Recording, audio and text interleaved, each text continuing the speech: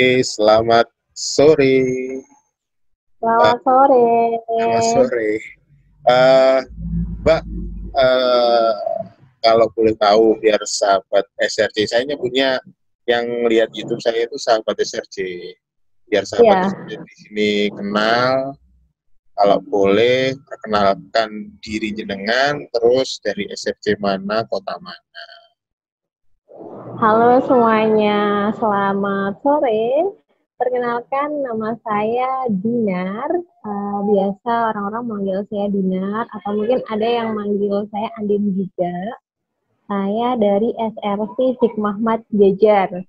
Tepatnya ada di daerah Wates. Kota? Kediri. Kediri. Iya. Oke. Kalau boleh tahu nih Mbak, sejarahnya Hikmah Mat Jajar itu kayak apa sih? Mulainya kapan? Terus bagaimana awalnya dulu? Bisa cerita? Awalnya nggak disangka-sangka. Awalnya nggak disangka-sangka. Iya. Awalnya nggak disangka-sangka. Saya dan suami basicnya pegawai bank. Suami saya latar belakangnya juga pegawai bank. Saya juga BPR.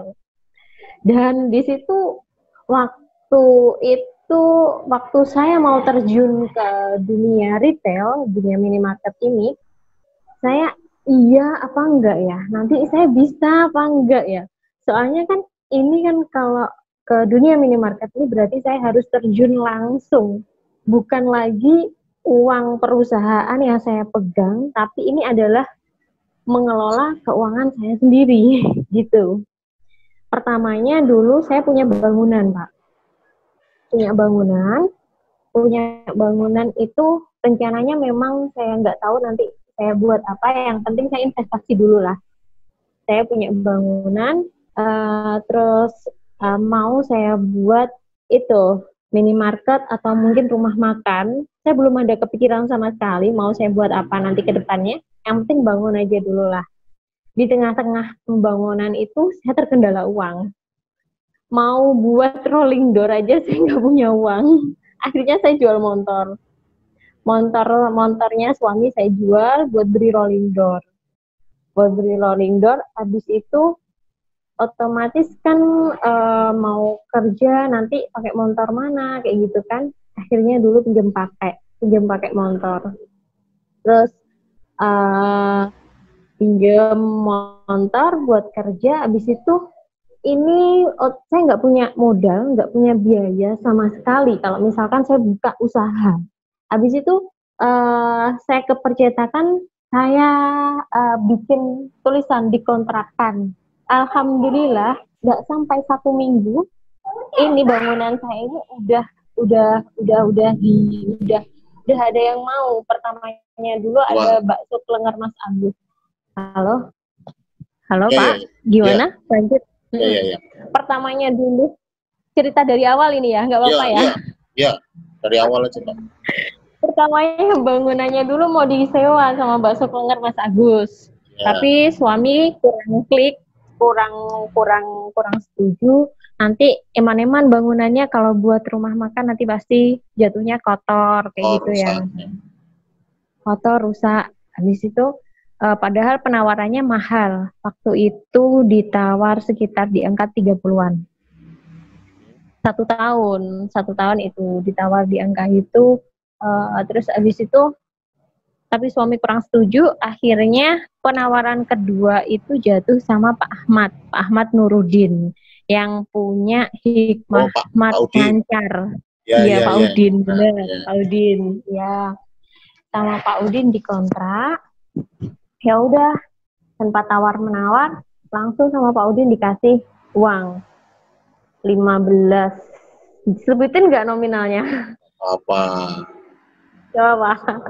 Nah, Oh, sama Udin kontrak 2 tahun nih ya Pak. Akhirnya saya kan punya uang. Saya punya uang. Tapi saya nggak jadi beli motor. Rencananya tadi kalau kontrakan udah laku, saya mau beli motor. Ya. Ini saya nggak jadi beli motor. Uang itu saya tabung. Motor nggak penting lah, nanti aja dulu. Nanti kalau memang uang ini benar-benar, saya memang benar-benar butuh motor, nanti Ini saya posisinya Mbak Dina tuh udah resign waktu itu ya? Oh. Belum. Saya posisinya masih jadi pegawai BPR. Posisi teller saat itu. Lanjut ya. Habis itu jalan ada 1 tahun belum ya? Kayaknya belum ada 1 tahun deh Pak. Belum ada 1 tahun waktu Lebaran Pak Ahmad ngajak kerja sama, Pak Udin ngajak kerja sama. Mbak, ini terkendala. Saya nggak ada yang ngurusi. Kalau saya punya 2 minimarket, saya nggak ada yang ngurusi, nggak ada yang handle. Ayo, sampean keluar dari zona nyamannya sampean. Jadi yang ngajak, yang ngajarin ini Pak. Menjerumuskan Anda itu Pak Udin berarti ya? Yang menjerumuskan dapat rezeki ini ya. Menjerumuskan dapat rezeki maksudnya. Ahmad ini. Terus, Mbak, ayo sama nggak pengen ta? Ini saya nggak bisa ngurus 2 minimarket. Yang pertama ada di Ngancar, yang kedua ada di sini. Istri saya sudah nggak bisa ngurusin, bilangnya gitu. Pak, saya apa mungkin bisa? Basic saya nggak ada di bidang jual beli kayak gini, nggak ada Pak basic saya. Basic saya adalah seorang pegawai kayak gitu. Apakah mungkin saya bisa Pak? Selain itu saya juga nggak ada dana. Saya bilangnya gitu kan. Nggak usah Mbak, nggak apa-apa. Sana ada dana berapa? Isinan dulu aja.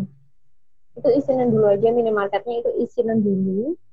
Nanti misalkan udah terisi,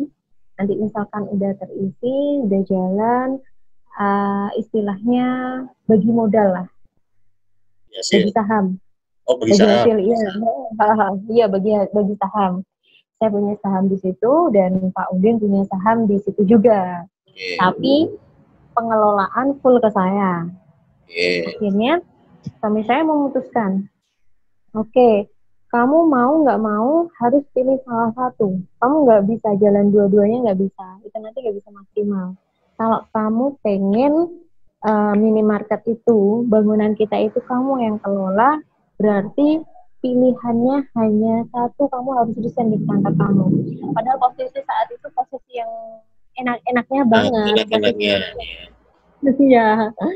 Posisi di mana 1 bulan sekali itu saya ke Malang, saya ke Semarang, kayak gitu. Pokoknya sering lah ada pelatihan seperti itu ya. Pokoknya enak-enaknya posisi saya itu. Tanpa saya harus mikir omset, saya udah dapat gaji gitu loh. Ya, siap. Lanjut, habis itu di tengah-tengah perjalanan ternyata saya merasakan, sudah saya yang megang ya, sudah saya yang kelola. Di tengah-tengah perjalanan saya merasakan ternyata bisnis retail minimarket itu ternyata enak ya, kayak gitu. Ternyata enak ya. Terus waktu saya dikenalkan sama SRC juga. Pertamanya itu yang gembleng itu Pak Catur. Di gembleng bisa sama Pak Catur. Iya, Pak Catur Sampurna. Catur Yuli. Iya, Pak Catur Yuli. Pak Catur. Mbak, ini yang paling laku apa sampean? Susu, Pak.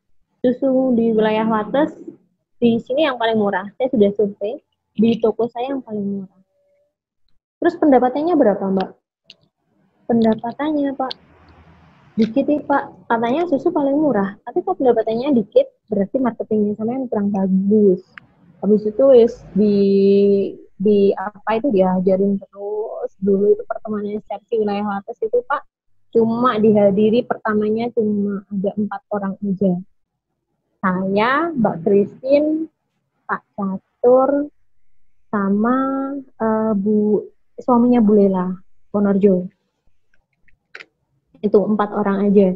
Jadi yang dibina Pak Catur itu, padahal SRC-nya kan banyak ya, di wilayah Wates Ngancar itu kan banyak. Tapi yang hadir cuma itu aja. Dan saya Setiap hari terus WA Pak Catur terus. Pak, ayo ajarin saya. Pak, saya sama sekali nggak bisa. Sama Pak Catur, gini aja Mbak, di model kayak Alfamart atau Indomart. Jadi belanja 50.000 berlaku kelipatan, nanti dapat 1 stempel. Dan stempel itu nanti dikumpulin sampai 15 stempel, dapat my bottle gratis. Kayak gitu. Jadi pemasaran saya yang pertama dan sampai saat ini saya pakai yaitu. Berarti tadi itu buka pertama tahun berapa, Mbak? Tahun berapa ya, Pak? Buka pertama sama Pak Ahmad ya, itu tahun 2017. Pak Udin itu sekitar tahun 2017 kalau nggak salah. Terus jadi milik saya seutuhnya itu tahun 2018. 2018. Ya. Terus join SRC-nya ya tahun 2018 itu berarti ya? Iya, dari awal udah join SRC. Oh, dari awal. Jadi saya tinggal nerusin gitu aja.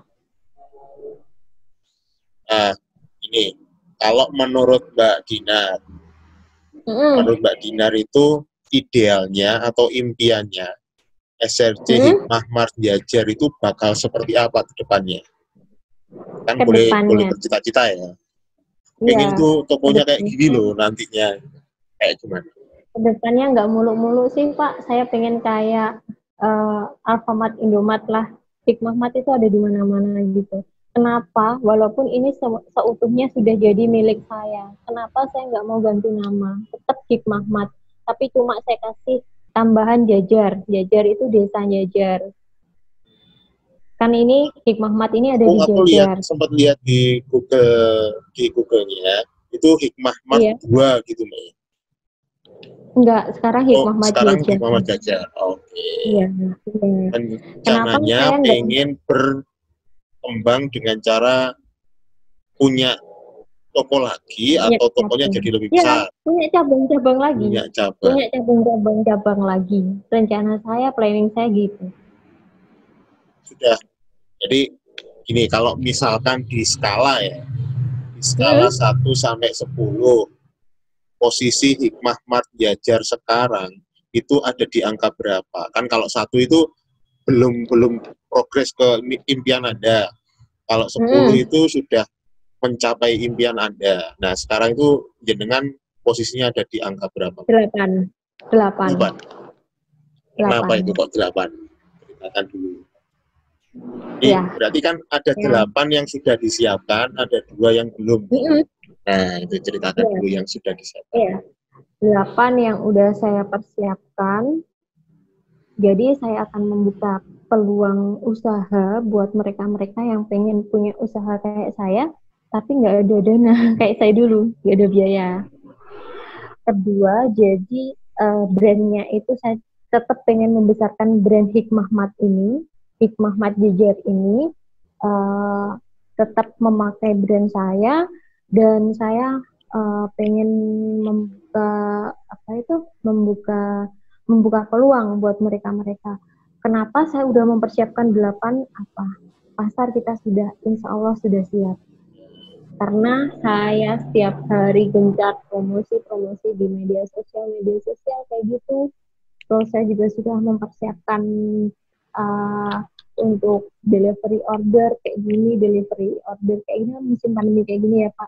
Mungkin banyak sebagian orang yang takut belanja keluar, atau mungkin ada sebagian saudara kita yang ada di luar negeri yang pengen belanjain orang tuanya tanpa orang tuanya harus dekat-dekat keluar. Saya memfasilitasi delivery order. Gratis free ongkir ke mana aja, minimal belanja 200.000. Dan tanpa minimal belanja 200.000 area Wates gratis free ongkir. Kayak gitu. Terus itu kan 8-nya. 2-nya Mbak, untuk mencapai kesempurnaan nilai 10 tadi, kurangnya jenengan itu apa? Kurangnya? Modal. Oh, modal. Kalau modal kan pasti kita semua juga bakal nyelengi dulu ya, pasti kalau seperti itu ya. Kalau secara, kan kemarin juga saya sempat diajak teman-teman untuk, Mas, ya apa kalau tokonya di franchise gitu. Franchise-nya berapa kira-kira gitu kan. kurang lebih kayaknya sih sama ya kayak yang dengan maksud tadi ya. Iya. Jadi franchise itu manajemennya dari kita, Mm-mm. supply stoknya bisa dari kita. Iya. Sementara itu kan biasanya kan kalau toko baru kan susah ya kalau ada suppliernya yang belum ke sana ya, Pak sales dan segala macam. Jadi supply-nya Iya, dari benar. toko kita. Iya. Terus mereka yang modalin dan nama franchise-nya dari kita itu berapa. Nah ini saya kemarin juga lagi bikin nota atik perencanaan penawarannya seperti apa. Nanti boleh lah ya kita share-share kayak gitu ya. Iya. Kalau di saya itu sangat rinci sekali, Mbak. Pengeluaran pemasukan harian ada, bulanan ada. Bahkan harian itu terbagi jadi 2. Sip 1 dan sip 2. Kalau ngomong target idealnya SRC Hikmah tadi, kira-kira menurut jenengan itu butuh berapa tahun lagi untuk bisa multiplying? 1 tahun. Kan target. 1 tahun. Berarti 1 tahun dari sekarang kalau saya 2020 target saya ya Pak ya. Kalau kita berkata bisa, pasti Allah akan bantu. Ya, sepakat. Ya, target saya 1 tahun. Ini 2020, 2021 harus ada Hikmah Mat selanjutnya. Wow. Amin. Amin. Nah, kan kalau ngobrol masalah SRC ya Pak ya. Iya. Kan jenengan join SRC juga. Iya. Yang pertama ingin saya tanyakan itu apa sih yang didapat dari berkomunitas SRC? Kalau menurut jenengan? Banyak banget Pak. Saya loh Pak dari nol masalah perdagangan ya Pak. Saya dari nol. Jadi saya itu gimana ya? Saya tuh nilai orang-orang Sampurna, pegawai-pegawainya Sampurna itu hebat-hebat banget, luar biasa banget.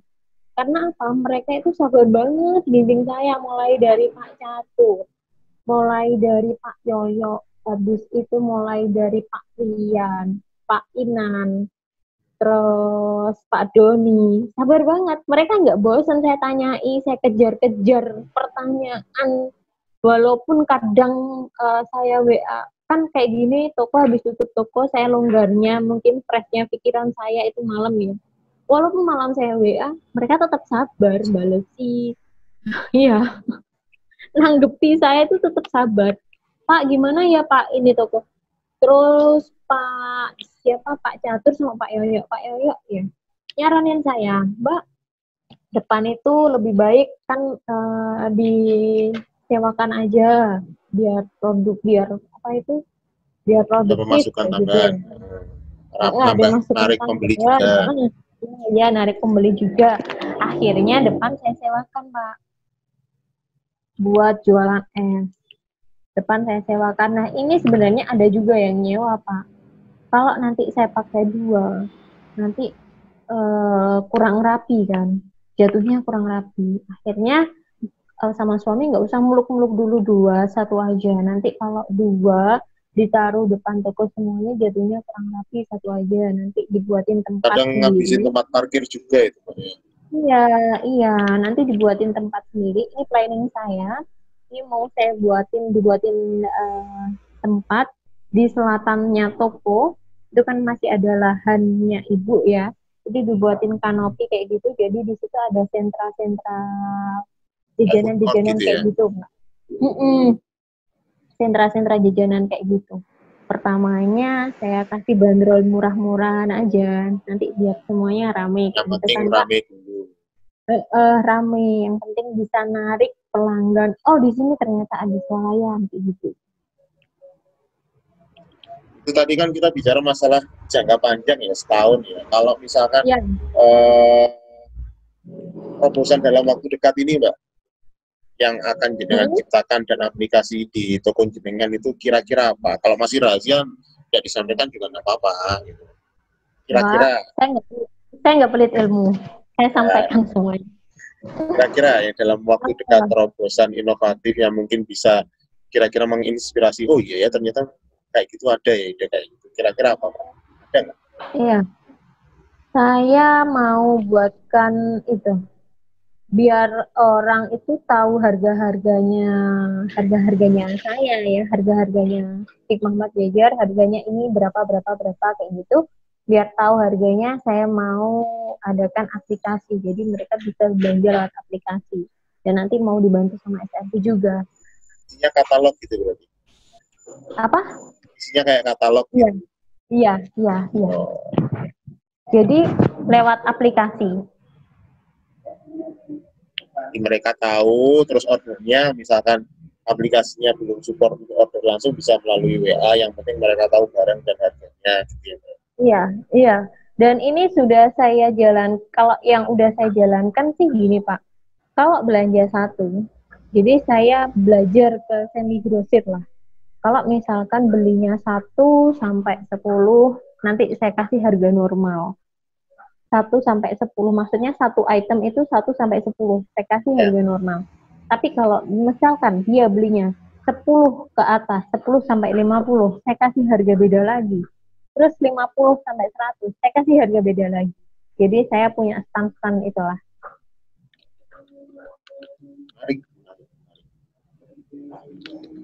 Nah, halo.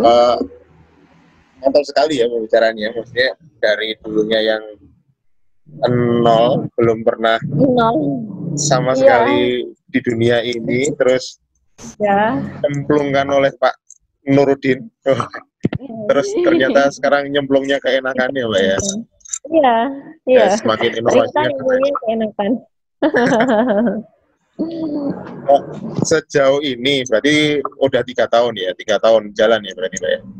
Iya, 3 tahun jalan. Kendala terbesar yang Anda temui itu apa Mbak? Di dunia retail itu. Kendala terbesar itu dulu ya Pak, saya belum, maksudnya dari sini ke sini kan saya masih banyak belajarnya ya Pak ya. Dulu nggak ada itu misalkan barang yang fast moving, terus nanti yang barang yang lambat, ini pelengkap apa, ada promo apa, udah saya serbu aja, ada promo apa saya serbu aja, saya tanpa lihat pasarnya saya. Kan pasar setiap toko itu beda-beda ya Pak ya. Ya, setuju. Saya ada barang murah, ada barang, ada hadiahnya, saya ambil semuanya tanpa saya lihat pasar. Padahal di sini itu kalau dikasih barang itu belum tentu konsumennya mau. Nah itu kelemahan saya, keteteran keuangannya saya itu di situ. Jadi saya nggak bisa pula lagi, jadi saya harus ada dana cadangan itu untuk itu. Saya nggak bisa kelak lagi karena itu. Barangnya yang nggak terlalu laku itu saya kelaknya terlalu banyak, dan barang yang laku cepat saya kelaknya sedikit. Di situ. Tapi alhamdulillah sekarang saya jalan nanti bakalan terbiasa lah kayak gitu ya. Iya, bakalan terbiasa. Dulunya itu Bang.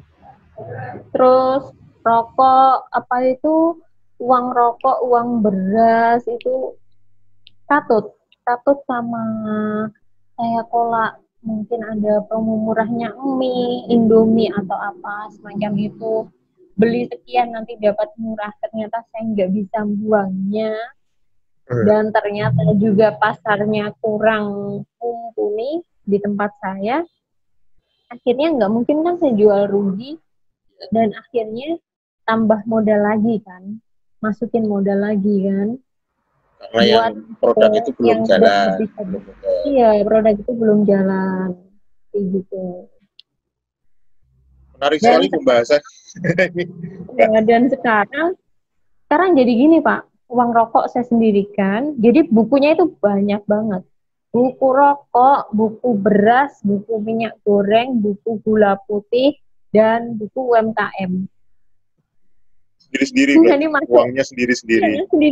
Biar nggak saling caplok uangnya bidang lain.